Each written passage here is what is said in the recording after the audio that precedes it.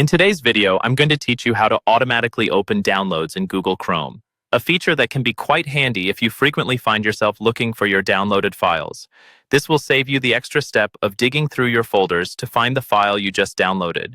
Instead, Chrome can open these files automatically right after they finish downloading, making your browsing and workflow a bit more seamless.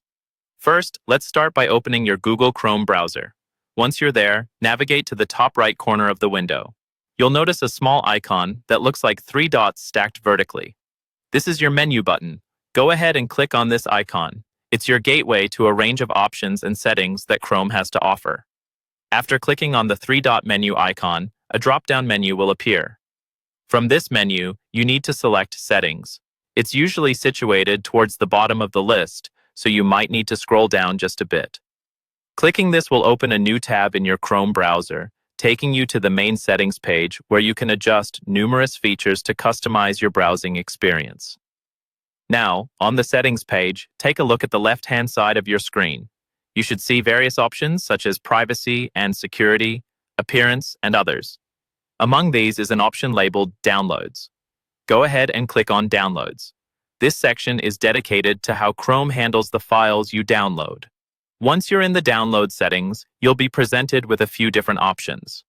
The one we are interested in today is called Show Downloads When They Are Done. This option, when enabled, will automatically display your downloaded files once they've completed downloading. To activate this, look for the toggle switch next to this option and ensure it is in the on position. Simply click the toggle if it isn't already on, and you're good to go. This simple action ensures that every time you download a file, Chrome will automatically open it upon completion, allowing you to access it immediately without having to manually navigate to the Downloads folder. This feature can be a real time saver, especially if you're someone who frequently downloads files while working or studying online.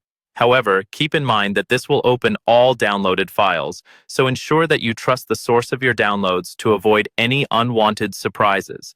And that's all there is to it.